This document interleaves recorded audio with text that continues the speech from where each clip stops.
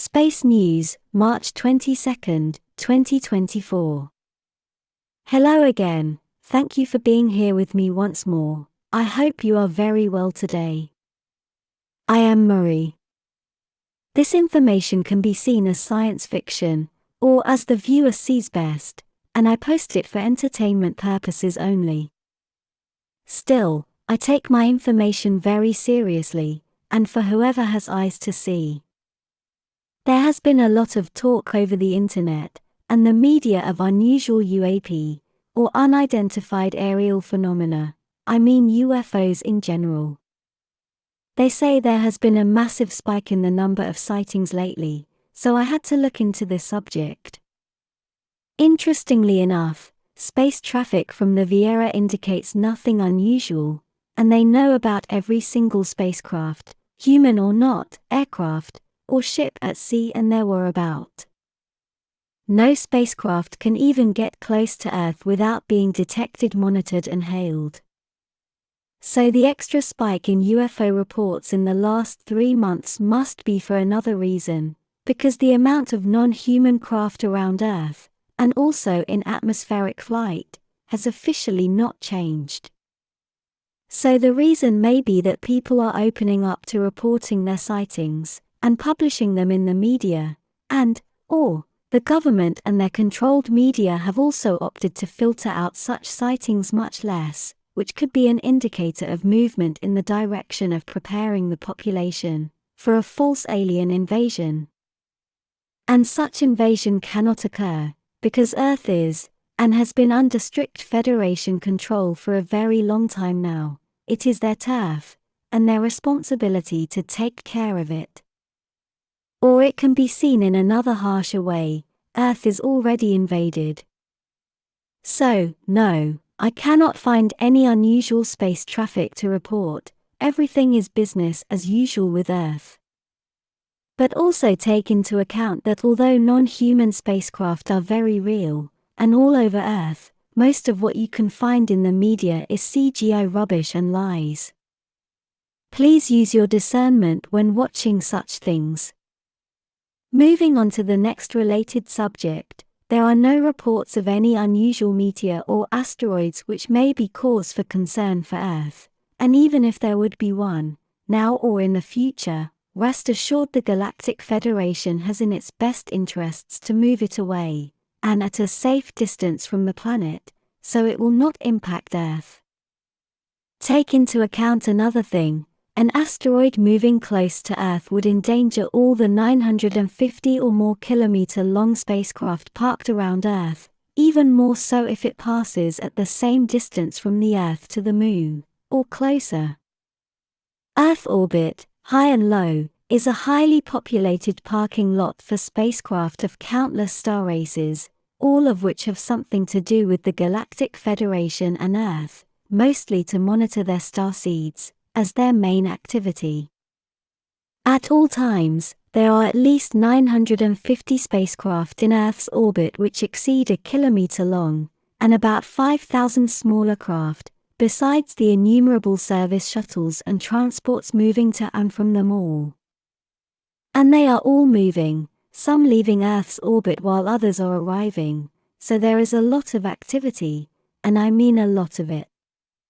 If you cannot notice all that activity from Earth easily, it is because of the contained system, mostly of lies, the Galactic Federation imposes on you, to give the illusion of being alone in the universe. As someone else said, Earth's orbit looks a lot like a mall's parking lot on Earth, any Saturday evening. And anyone with a decent enough telescope can see a lot of that activity, which is officially said to be because of other reasons, like satellites and so on. A word about the sun, there is nothing wrong with it, we must insist, so any solar flare warnings are nothing more than population control, fear-mongering.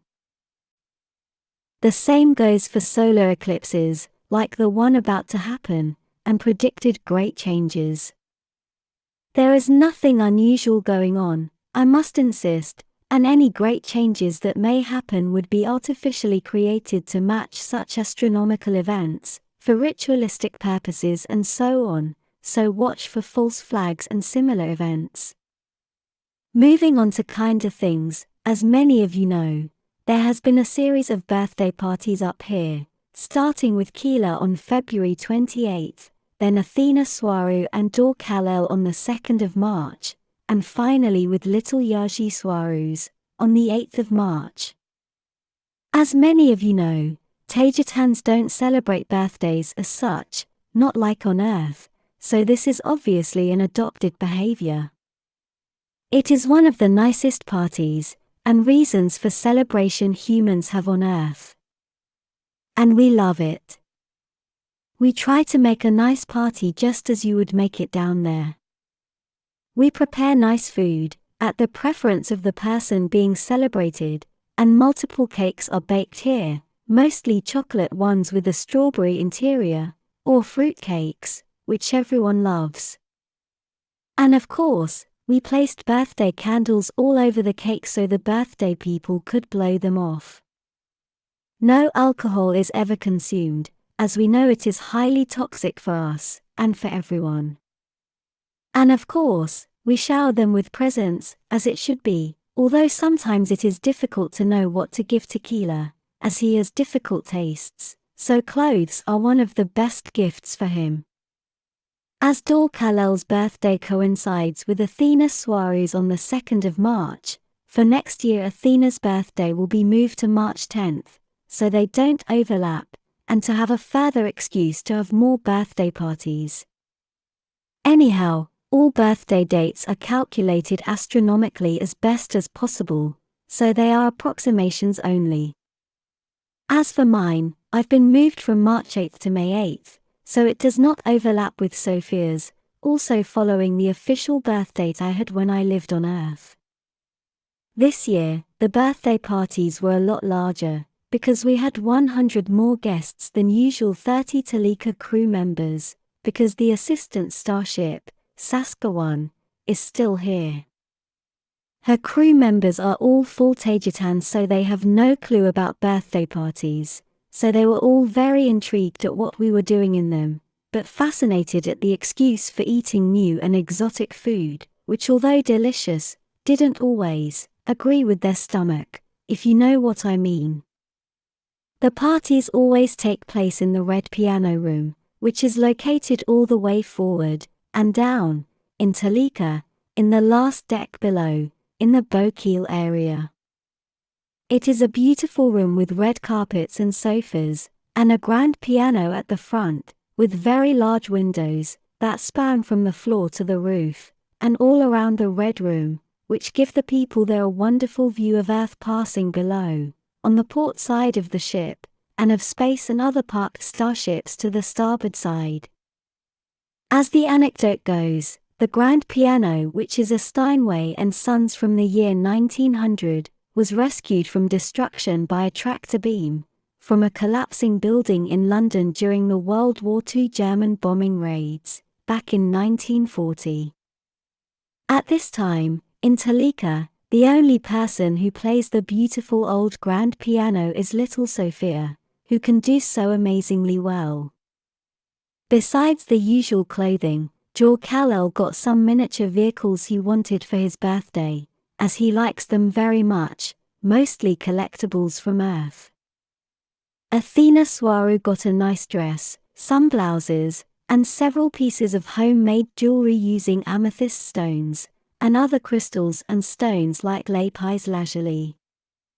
During the first 3 birthday parties here, 2 events, little Yaji Sophia Swaruu complained that the parties were too serious, and way too adult, she said, so when hers came, we filled the places with colorful balloons, and we let her choose the music to be played there, all very noisy, as would be expected, as well as her favorite food, including chocolate cake, decorated with a single candle in the shape of how many years she turned during her birthday.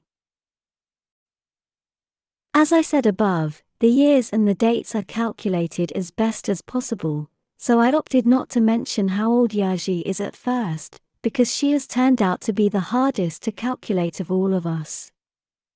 She is supposed to be 12 years old, but after a thorough medical examination, and laboratory tests say nature. Our ship's physician conducted on her.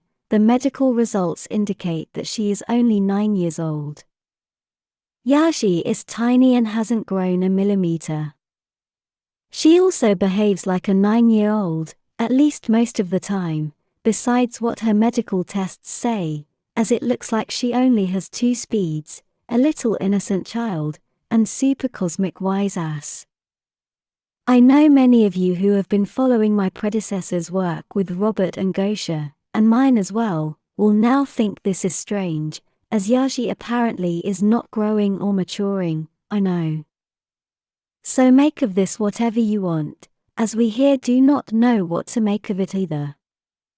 Anyhow, Yashi was very happy during her birthday party. She loves to have all the attention on her, and she got a lot of presents, things she wanted very much. She loves human toys, so she got more little Polly Pocket, doll accessories, and 2 kits of Legos, which she loves a lot, as she can spend hours putting them together, and also creating variants of the original, combining all the pieces. This time she got the Lego 2 motorcycles she chose and wanted, an interesting change from the starships and aeroplanes she usually prefers to play with. We are aware that one of the reasons Yashi likes Legos so much is because she can station her little body somewhere, building the Lego kit, while her mind wanders off to higher planes of existence, where she likes to astrally dwell.